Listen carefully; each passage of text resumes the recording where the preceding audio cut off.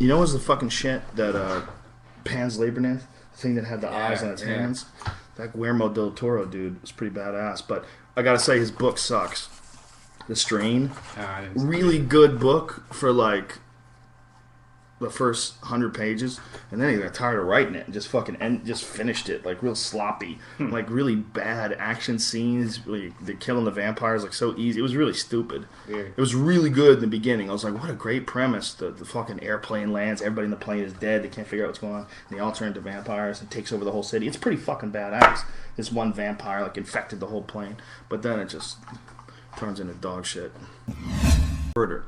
Talk more about Hunter S. Thompson. I love that feeling where the truth just hits you. Hunter S. Thompson was a fucking genius.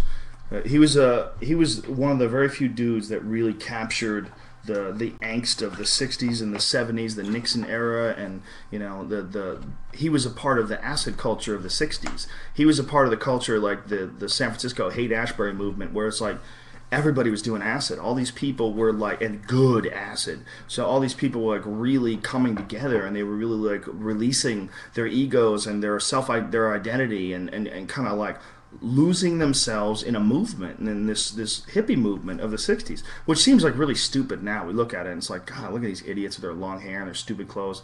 But what they were doing was they were radically departing from the previous culture. I mean, the difference between the '50s and the '60s is fucking gigantic. The difference between like Buddy Holly and Jimi Hendrix is like, I mean, that's another world. I mean, that's not like a 10-year evolution. That's an evolution that would have taken hundreds, or not, maybe not even gotten there at all. It's almost like they needed the drugs. They needed acid and mushrooms and pot and peyote. They needed all that shit and heroin to launch themselves like from one frequency to the next one. And the '60s were a totally different frequency when it came to music, when it came to culture, and that set the stage for what happened in the '70s and the '80s, and where the really crappy music that came from the '80s and some of it in the '70s, but definitely the '80s. Like what that is like this consciousness, this incredible music where these people were like really like tuning into the art of it in the '60s. Like more '60s music is like classic fucking shit. That you hear today and you go, God damn, that's a good song. It's like they really figured out how to tap into the real shit. The real energy that makes art interesting, that makes art resonate. And I think they did it with drugs. And I think that the decline in the '70s and certainly in the '80s was because there was like a void left where like this tuning in, this connection to the real pure source was gone. It's like whatever they had hit, whatever frequency they had nailed in the '60s, the echoes of it had died down by the time the '80s hit.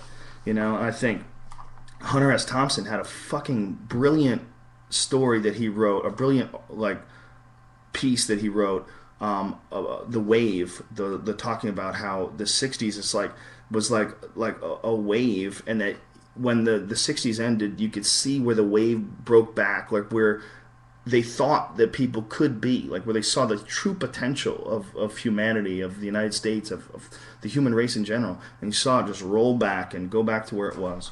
And that's what it was between the '60s and the '70s, and he nailed that shit better than anybody. Hunter S. Thompson's words today, still, when you look at, like, especially what was going on with the Bush administration, and what was just, like, the clearest evidence ever of massive amounts of corruption in government, where, they got us into a war that made no fucking sense. I mean, and it was obvious, like, across the board. The internet was, up. The information was being, very easily transferred back and forth, and yet it still managed to go through. And the way he felt about the Nixon administration, I mean, you literally could substitute Nixon for Bush and then insert most of the shit that he said into, the early 2000s.